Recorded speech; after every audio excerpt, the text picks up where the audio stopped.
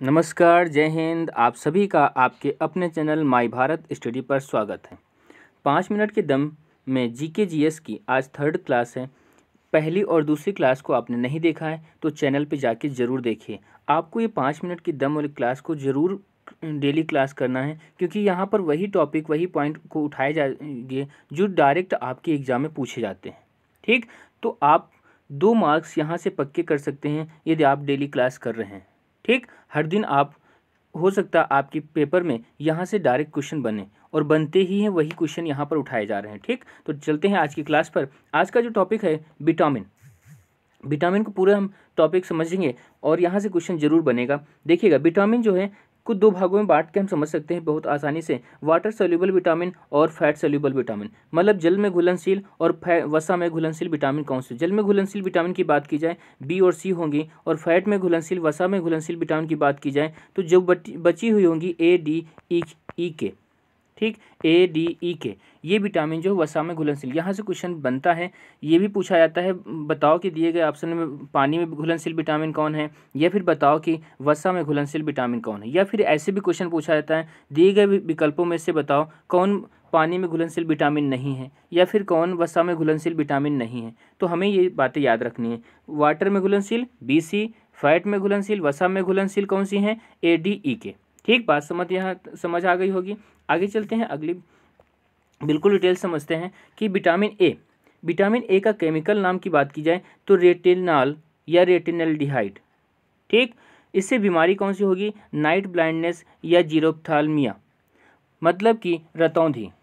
ठीक, vitamin B1 की बात की जाए तो विटामिन बी1 थायमिन है, बेरी नामक रोग होता है। बी2 की बात की जाए तो राइबोफ्लेविन है, और यहाँ पर बीमारी जो होती है रेडनेस ऑफ आइज, मतलब आंखों का लाल होना। ठीक, या फिर चिलोसिस होता है क्रैकिंग ऑफ स्किन, मतलब कि वो चटकना है ना, त्वचा का फटना जैसे। अगला है बी थ्री की बात की है नियासिन और पेलाग्रा रोग होता है यहाँ पर। बी5 की बात की है पेंटोथेनिक ग्रे हेयर, मतलब कि बालों का सफ़ेद होना। या फिर बी5 से एक और याद कर सकते हो मेंटल डिसऑर्डर मतलब बहुत मंद बुद्धि का। ठीक, तो बी5 से होगा। अगले बी6 की बात की जाए तो बी6 का केमिकल नाम जो है पायरोडॉप्सिन, और यहाँ पर डिजीज़ जो होती एनीमिया और स्किन डिसीज। तो स्किन से रिलेटेड जो भी बीमारियाँ होंगी वो होंगी बी6 में, पैराडॉक्सिन होगा। ठीक, पैराडॉक्सिन है, ये याद रखिएगा। और बी7 जो है बायोटिन है, और बीमारी जो है एक्सट्रीमली रेयर, मतलब अत्यंत दुर्लभ है ना। अगला है बी9 फॉलिक एसिड, बहुत पूछा जाता है ये फॉलिक एसिड। यहाँ पे बीमारी की बात की जाए तो बर्थ डिफेक्ट्स, मतलब जन्म दोष, कोई बीमारी होगी जन्म दोष या इनीमिया। ठीक, बी12 की बात की जाए साइनोकोबाल्मिन, याद रखिएगा नाम को, वैज्ञानिक केमिकल नेम को। यहाँ पर जो होता है तंत्रिका तंत्र को प्रभावित करता है, नर्वस सिस्टम को, और इसके अलावा एनीमिया। तो एनीमिया कई जगह आपको देखने को मिला होगा। सी स्कॉर्बिक एसिड, केमिकल नाम सी का स्कॉर्बिक एसिड। और यहाँ पर जो डिसीज होती बीमारी होंगी स्वेलिंग ऑफ गम्स है ना, मसूड़ों का फूलना, मसूड़ों से खून आना, मतलब दांतों की बीमारी जो होगी विटामिन सी के से संबंधित है। आगे चलते हैं अगली स्लाइड पर।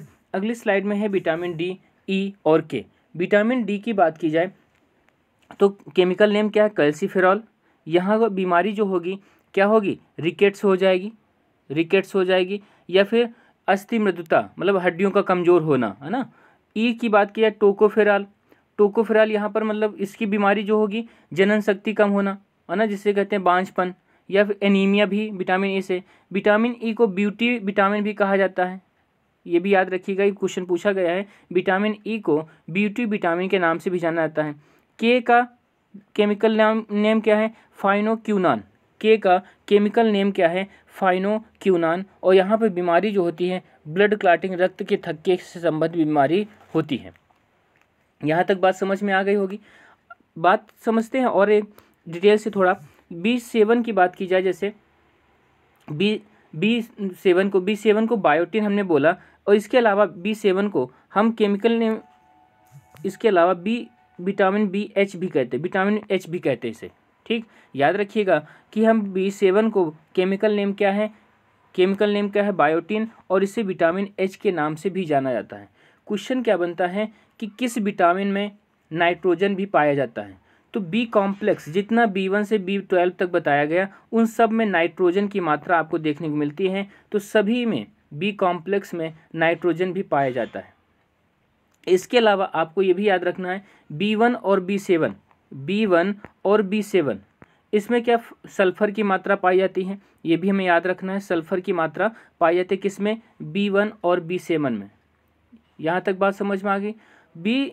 घाव पूछा जाता है क्वेश्चन कि घावों को भरने के लिए कौन सी विटामिन काम करती है, तो कौन सी होती है, C एस्कॉर्बिक एसिड हो जाएगी। क्लियर हो गया। तो आपको ये भी बातें याद रखनी है। ब्यूटी विटामिन किसे कहते हैं, बी से उसको है ना, किसको कहते हैं, विटामिन E को कहते हैं, तो बताया जा चुका है।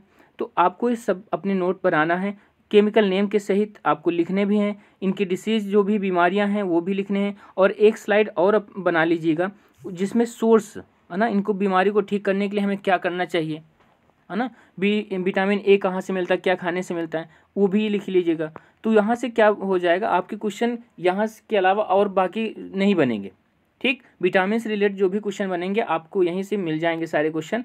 तो आप अपनी नोट ज़रूर बनाएं और ऐसे ही बनाएं पूरा चार्ट, जिससे रिवीजन करने में बहुत आसानी हो और बहुत कम समय में आप रिवीजन कर सकें। तो 5 मिनट के दम की क्लास में आपको इतना सारा मिला। आपको बहुत बहुत धन्यवाद, आप सब ने क्लास को देखा और आप सबको समझ में भी आया होगा। हमने होमवर्क पूछा था, ये एक बात हमें दुख देती है, जो आपको होमवर्क दिया जाता है वो होमवर्क का आप लोग जवाब नहीं देते हैं। ठीक, तो आप बिल्कुल सीरियसली क्लास करें यदि आपको अच्छा लगता है, और होमवर्क जो दिया जाए वो जरूर दें। जैसे कि हमने होमवर्क पूछा था अभिलेखों का अध्ययन जो है एपिग्राफी, वो जवाब किसने दिया, अर्जुन गौतम ना, जिन्होंने होमवर्क जवाब दिया। इनको बहुत बहुत धन्यवाद और इनके लिए ताली भी। आप सब लोग होमवर्क का जवाब जरूर दें। यदि आप चैनल पर नए हैं, आपको समझ में आया तो चैनल को सब्सक्राइब कर लीजिएगा, बेल आइकन भी दबा लीजिएगा, जिससे आपकी क्लास कोई मिस ना हो। तो यहीं पर आज रोकते हैं। आप सभी को बहुत बहुत एक बार फिर से धन्यवाद। जय हिंद, जय भारत।